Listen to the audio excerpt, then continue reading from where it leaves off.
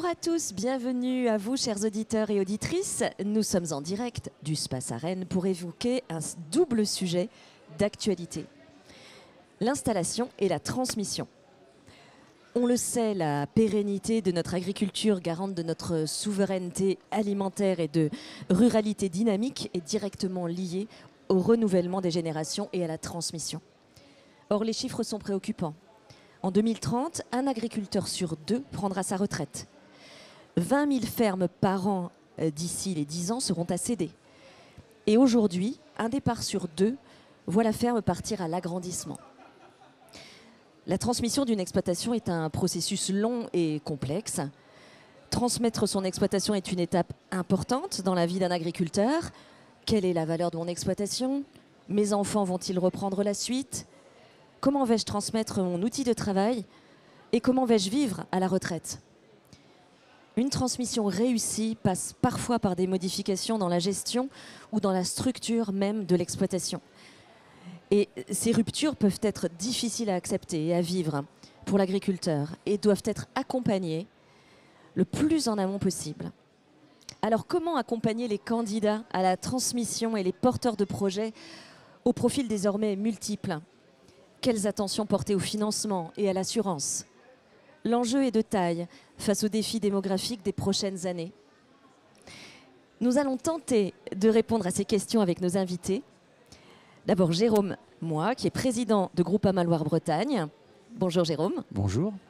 Nous avons avec nous aussi Maxime Pavlak, qui est directeur d'Eloi Startup, qui accompagne les agriculteurs dans leurs projets de transmission et d'installation en agroécologie. Bonjour. Et enfin Alain Lebouffant. Bonjour Alain. Bonjour.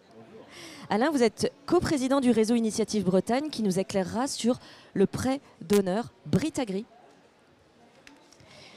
Alors rentrons tout de suite dans le vif du sujet.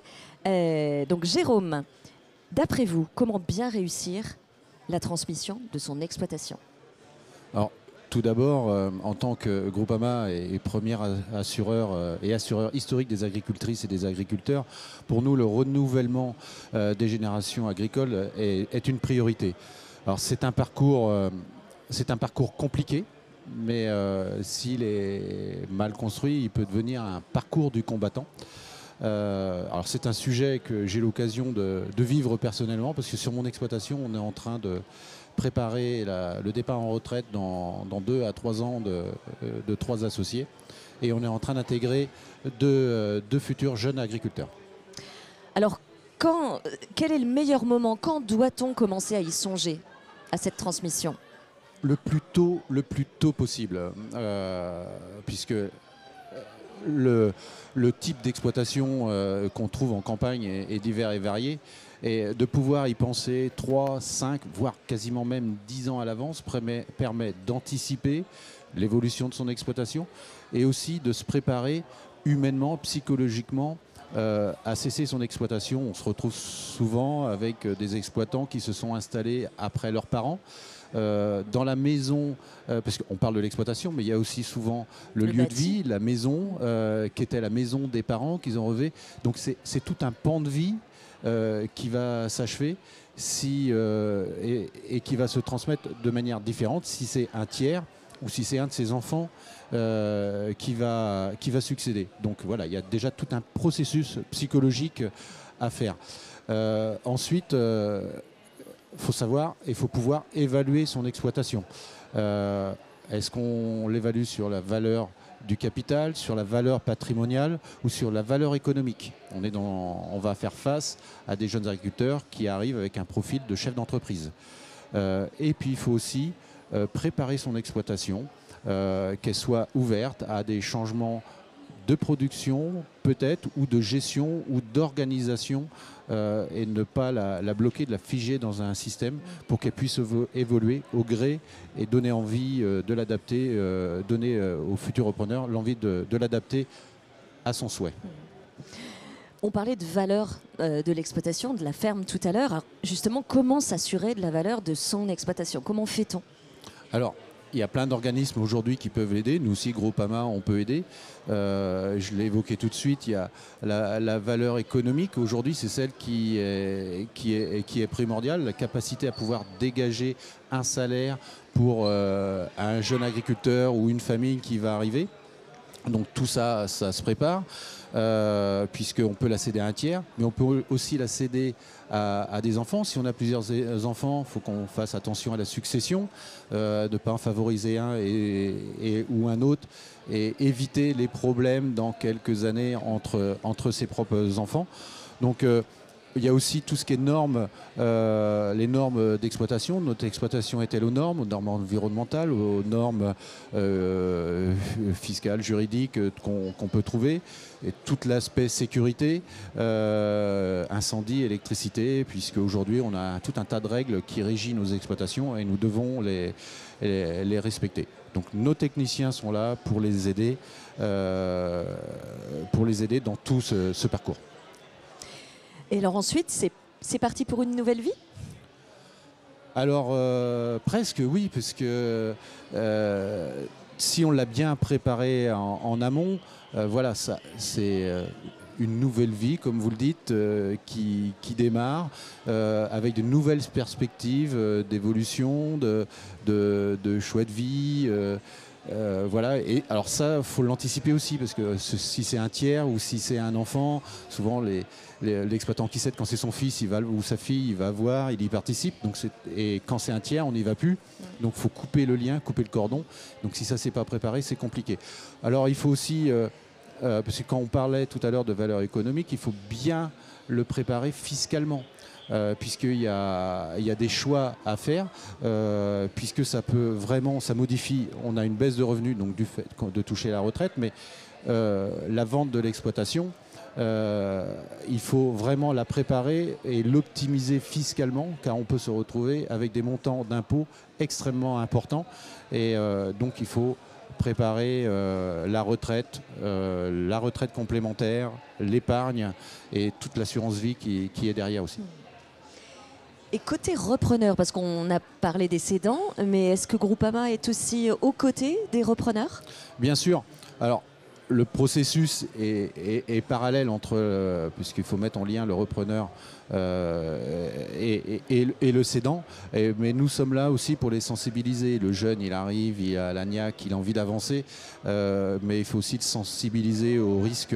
Au risque. Alors, quand on parle de risque, on parle d'abord à la sécurité, c'est vrai, et là on est là pour les accompagner. Et le risque fiscal. Et aussi souvent, ce qui est oublié, c'est l'assurance de la personne. C'est-à-dire, il ne peut rien nous arriver, on a envie de faire bouger les montagnes, mais on a de grands enjeux en cas d'accident, comment se faire remplacer.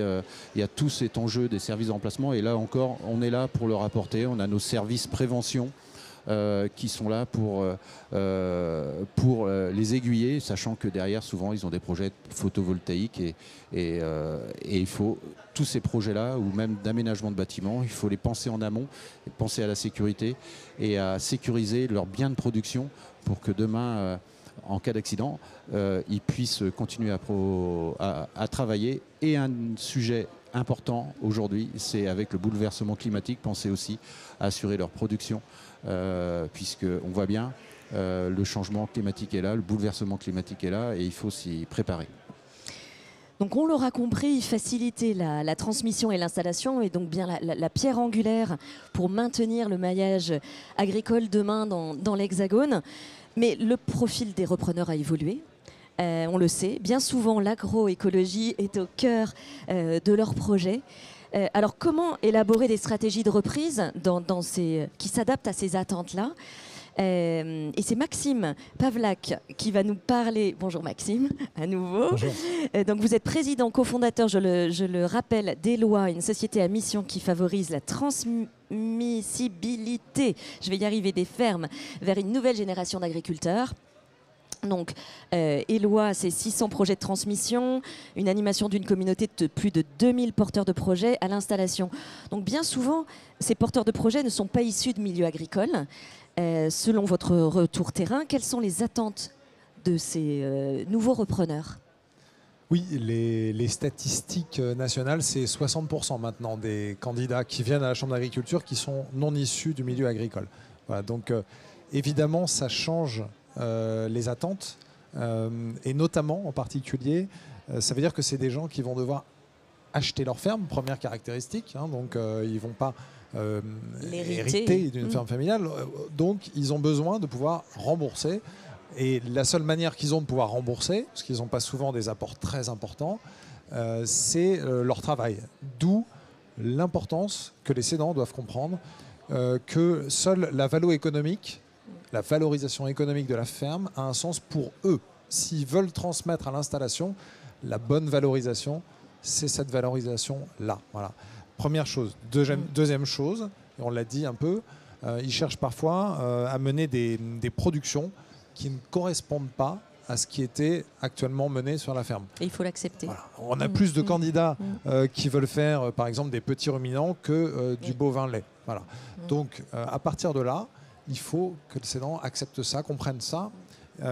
Et dernier point, troisième point, caractéristique, Jérôme le disait aussi, il y a une recherche d'impact, une recherche de sens. Oui. Si les gens vont à la terre, c'est aussi parce que il y a cette possibilité d'impact et de sens. Et donc, il faut pouvoir prendre en compte la dimension environnementale. Qu'est-ce qu'on pourra faire évoluer dans les pratiques sur la ferme pour améliorer les choses. Voilà, donc ça fait qu'ils ont aujourd'hui, ces jeunes-là, du mal à trouver des fermes adaptées à leur projet, taille, prix, production. Souvent, c'est la taille, peut-être aussi, quand même, en premier lieu. Je ne le mettrai pas en premier lieu, puisque il y a aujourd'hui beaucoup de fermes, par exemple...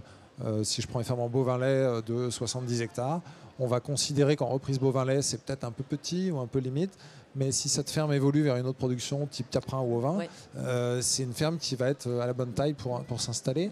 Donc en fait, voilà, c'est pas forcément rédhibitoire si on accepte de faire évoluer en fait, les productions. Et concrètement, quels sont vos retours d'expérience terrain pour permettre aux cédants de toucher cette population de nouveaux candidats à l'installation ? Donc, première chose, penser au-delà de la reprise à l'identique. Je pense qu'il y a trop de gens qui s'enferment dans cette idée, volonté que la ferme soit reprise vraiment à l'identique sans aucun changement. Il faut s'ouvrir à cette évolution de production et de pratique. Ça, c'est vraiment important. Et c'est pas simple pour l'agriculteur de le faire seul parce que lui, par définition, il connaît sa production. Donc, il ne va pas s'éloigner de son système qu'il connaît. Voilà. Et puis c'est normal, il n'a pas les chiffres ni le savoir-faire sur les autres productions. Donc il a besoin de se faire accompagner pour voir ce qui serait possible de faire. Deuxième chose, une fois que ça c'est fait, il faut réfléchir au prix adapté, donc valo économique. Mais là encore, sur un changement de production, il n'a pas forcément les données qui lui permettent de le faire. Ce n'est pas son résultat comptable à lui qui va faire foi. Et d'ailleurs, ce changement, cette évolution peut être l'occasion d'une revalorisation de sa ferme si elle était sur sa production de base en difficulté. Donc ça peut aussi être vu comme quelque chose de très positif pour revaloriser. Voilà. Et pour répondre aux enjeux de sens et d'impact, il faut penser des ateliers ou une évolution des pratiques de la ferme qui permet de répondre à une dimension sociale et environnementale. Et donc, ça peut être de dire, je vais apporter demain sur la ferme, quelle est la marge de manœuvre d'amélioration des pratiques. Si je ne change pas la production ou le système fondamental de ma ferme, il y a toujours des axes d'amélioration. Il faut savoir quelle est cette marge de manœuvre et la mettre en avant pour que le jeune qui s'installe puisse projeter. Puisse avoir le choix éventuellement. Et puis sur l'impact qu'il va pouvoir avoir en reprenant cette ferme. Voilà. On peut prendre vraiment des exemples là qu'on a nous installés. Des fermes par exemple en Pays de la Loire qui étaient en bovin lait et qui évoluent vers une reprise en ovin, qui comme ça trouvent beaucoup plus facilement une reprise. On a des fermes dans le Morbihan par exemple qui étaient en bovin lait qui lors de la transmission malheureusement perdent des hectares, ça arrive assez souvent, et du coup les terres de culture ont pu être reprises par un système céréalier. Voilà, ce qui est pas ce qu'on privilégie quand la ferme peut rester en élevage, mais néanmoins voilà, ça permet de retomber sur ses pattes en transmission. Tout à fait. Mais au-delà donc de la définition du projet de transmission lui-même, il y a aussi une question de visibilité de la ferme auprès des porteurs de projets. Comment toucher un maximum de candidats dans un monde où on entend partout qu'il n'y en a pas assez pour reprendre toutes les fermes ? C'est vrai qu'on dit beaucoup ça. Bien sûr, on sait qu'on manque un peu de candidats, mais je reprécise que si on fait ce travail en amont de définir la bonne cible pour la ferme qui correspond aux attentes, nous, on constate que voilà, on n'a plus de problème. Il y a plus d'attrait, en fait. Voilà. Il faut aussi mettre en avant, et ça c'est vrai que sans surprise, les porteurs de projets à l'installation aujourd'hui, la nouvelle génération est très connectée, très digitale. Donc il faut aller les chercher là où ils sont. Voilà. Et les chercher là où ils sont, ça veut dire se donner les moyens de faire des belles mises en avant, photos, vidéos de sa ferme. Pour donner envie. Donner envie en digital, voilà, mais aussi aller chercher sur les réseaux sociaux. Et pour aller chercher sur les réseaux sociaux, il ne suffit pas d'avoir des belles photos, il faut aussi faire des contenus adaptés et savoir les mettre en avant. Ça ne se construit pas du jour au lendemain. L'agriculteur tout seul ne peut pas le faire. Pourquoi ? Parce qu'il n'a pas de communauté suffisante pour le diffuser. Donc il faut à la fois un savoir-faire de prise de vue, de montage adapté en format réseaux sociaux et de une communauté. Voilà. Et puis l'autre truc, c'est qu'aujourd'hui, les candidats, ils viennent de partout en France. Donc, et ils sont assez prêts à s'installer dans différentes régions ou dans différents secteurs d'une même région, différents départements. Donc il faut savoir les accompagner globalement parce que eux, s'ils voient la bonne opportunité d'installation, une ferme qui a les bonnes caractéristiques pour eux, ils sont prêts à plonger, quel que soit un peu le territoire. En tout cas, voilà, ils ne sont pas fermés. Et si on respecte en fait ces différents critères de définition de fermes adaptées en fait à leurs attentes, on constate qu'on peut avoir des taux de succès de transmission qui sont de l'ordre de 80%. Et avoir, c'est ce qu'on constate nous, une vingtaine de candidatures sous 15 jours, dont 3-4 qui sont sérieuses et valorisables. Voilà. Alors c'est extra, donc effectivement plus de candidats.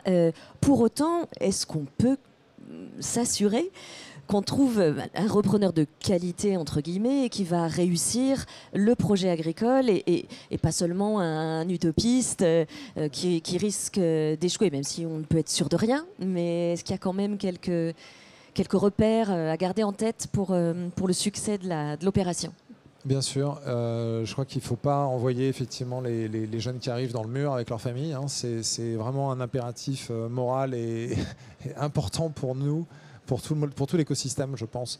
Donc, nous, ce qu'on fait, c'est qu'on s'assure évidemment qu'ils sont formés, qu'ils ont des expériences, qu'ils ont de l'apport et que leur projet, de manière macro, tient la route. Ensuite, c'est une présélection. Parce qu'on voit passer des rêveurs, voilà, on leur dit bah oui, il faut se former, il faut avoir de l'expérience et on leur explique ça.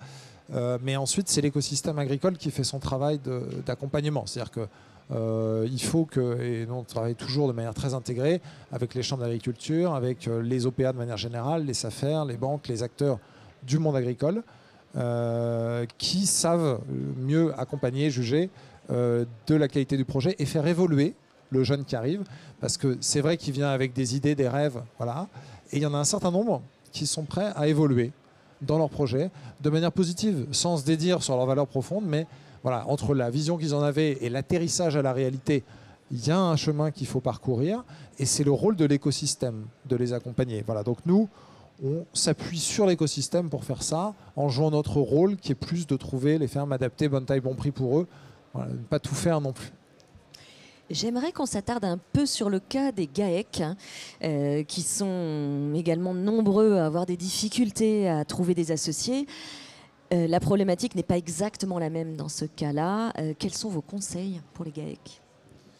Oui, alors déjà une bonne nouvelle, c'est que sur la communauté de porteurs de projets qui sont inscrits sur notre site, donc là les 2000 candidats, on a fait un petit sondage et on voit qu'il y en a 40% qui sont ouverts à s'installer en GAEC. Donc c'est une représentativité très importante chez des porteurs de projets qui par ailleurs viennent avec le filtre de vouloir améliorer les pratiques agroécologiques sur les fermes.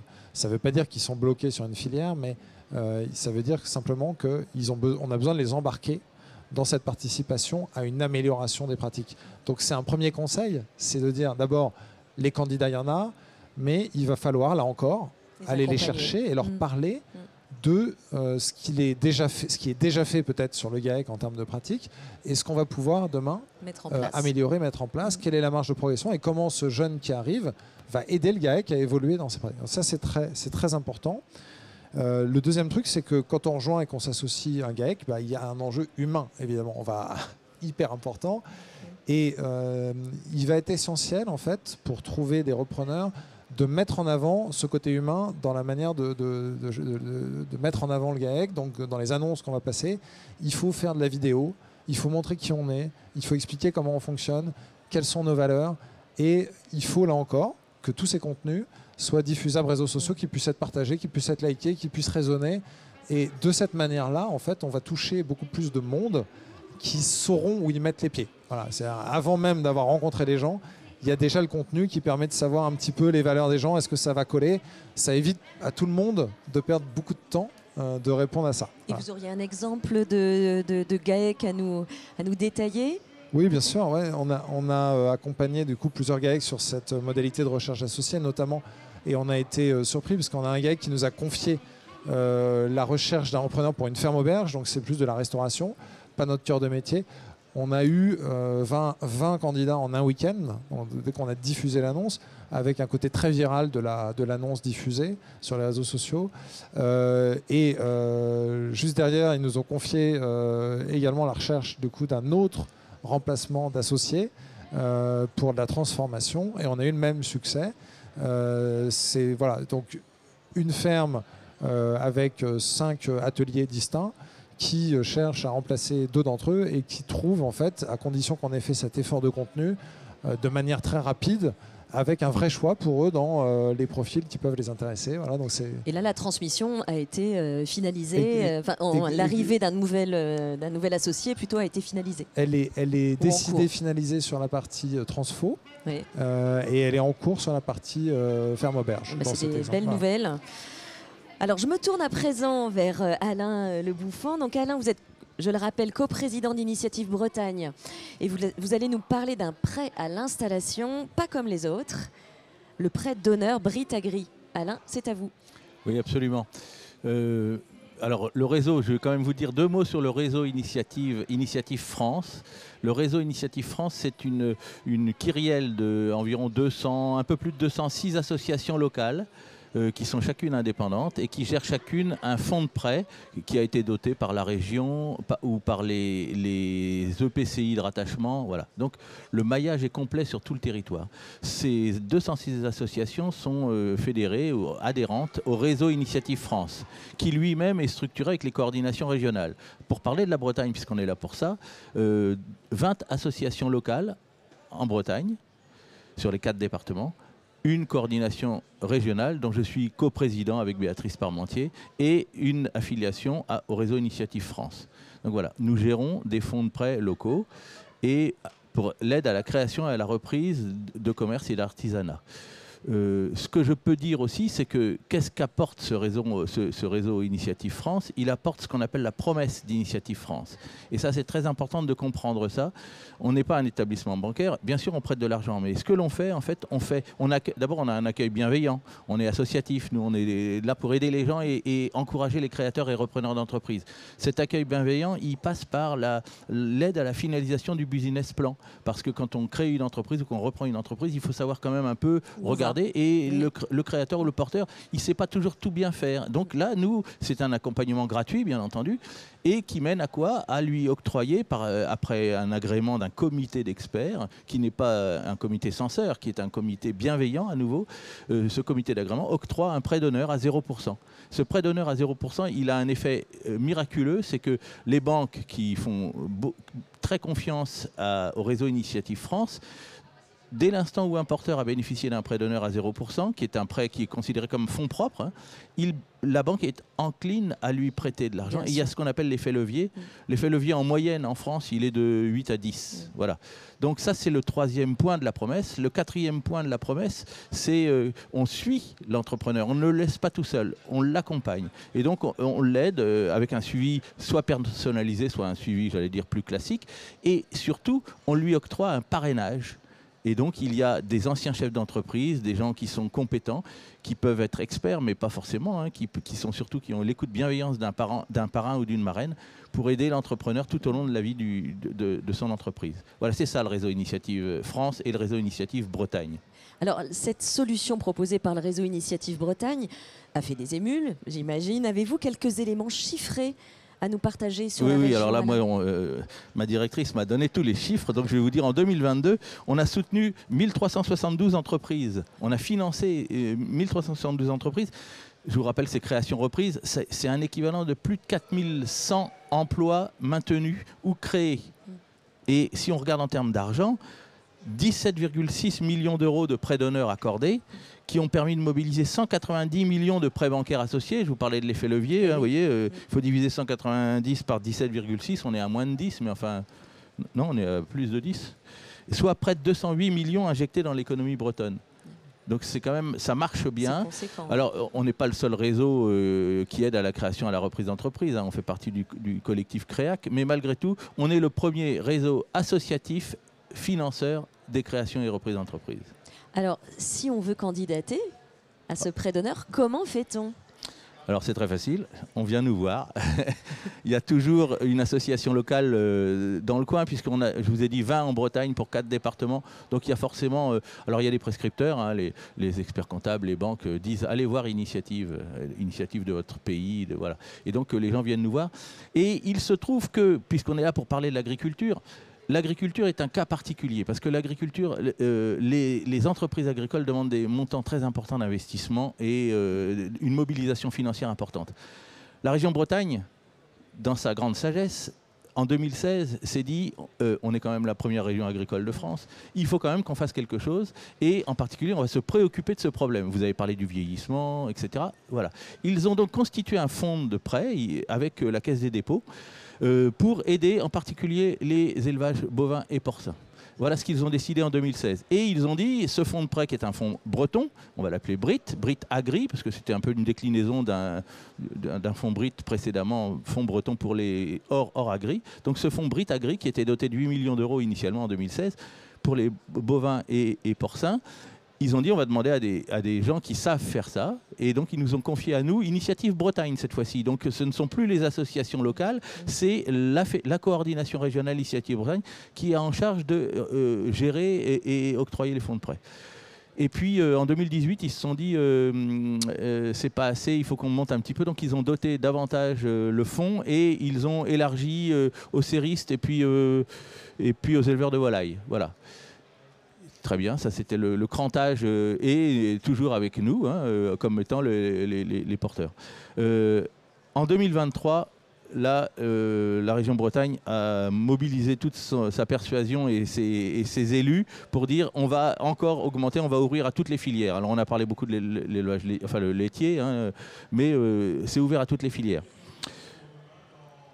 Le but c'est quoi hein, c'est la Bretagne, première région agricole, 26 000 exploitations, 70 000 actifs, il y en a 2 000 qui s'en vont tous les ans à la retraite, il y en a la moitié de ces 70 000 qui ont plus de 50 ans, il y en a un tiers qui a plus de 55 ans, et donc là il y a un petit souci. Donc le but du truc c'est de dire, si on améliore encore l'aide comme on le fait en ce moment, on veut atteindre à l'installation en Bretagne plus de 1000 jeunes agriculteurs par an. Voilà ce qu'on a mobilisé comme énergie et pourquoi nous, Initiative France, nous sommes mobilisés. Alors, la question du périmètre des prêts d'honneur agricoles est donc un sujet de premier ordre. C'est absolument. Donc, le périmètre, c'est donc toutes ces filières-là. Et comment fait-on pour pouvoir, puisqu'on élargit à ce point-là, comment fait-on pour se doter de davantage de moyens? Alors, c'est là qu'on a dit, on a des partenaires financiers qui sont extraordinaires, mais pas seulement financiers. On a des assureurs qui sont formidables. Donc, effectivement, BPI et la région ont doté, mais on a des partenaires privés. Hein, alors, le Crédit Agricole, le CMB, BPGO, le CIC, Ouest, et puis Groupama, qui ont donc abondé à ce fonds de prêt à hauteur de 1,3 million d'euros entre 2023 et 2025. Ce qui fait qu'aujourd'hui, notre fonds de prêt BRIT Agri, il est à 13,6 millions d'euros. Ce qui est quand même une somme intéressante pour pouvoir aider les agriculteurs. Sachant que le but, c'est quand même de dire on veut favoriser la responsabilité environnementale des agriculteurs, on veut les aider. Donc ce prêt, il peut aller de 20 000 à 50 000 euros. En fonction du système. Ouais, et alors en plus, il y a un bonus, celui qui démontre qu'il a une démarche responsable, agro, etc., écologie. Là, lui, il a le droit à un bonus. Et par ailleurs, il peut y avoir un différé. Donc le prêt, il est sur 5 ans. C'est un prêt donc, qui fait, mettons, au maximum 50 000 sur 5 ans, avec un différé possible de 3 ans. Comme ça, le jeune agriculteur normalement devrait commencer à générer des revenus. Voilà, donc c'est ça le but du jeu. Donc c'est très humain, ça reste effectivement extrêmement humain. On est à portée de contact et de soutien. Parrains, on attend que... Absolument. Oui. Et puis on a des partenaires brillants qui nous aident et qui... Voilà. qui ont tout compris aussi, effectivement, pour redynamiser un peu et apporter de l'aide et du conseil. Et nous arrivons au terme de notre table ronde, donc organisée par Groupama, en direct du Space, sur le thème de l'installation et de la transmission agricole. Merci à nos invités d'avoir été à nos côtés. Surtout, merci Groupama. Merci beaucoup.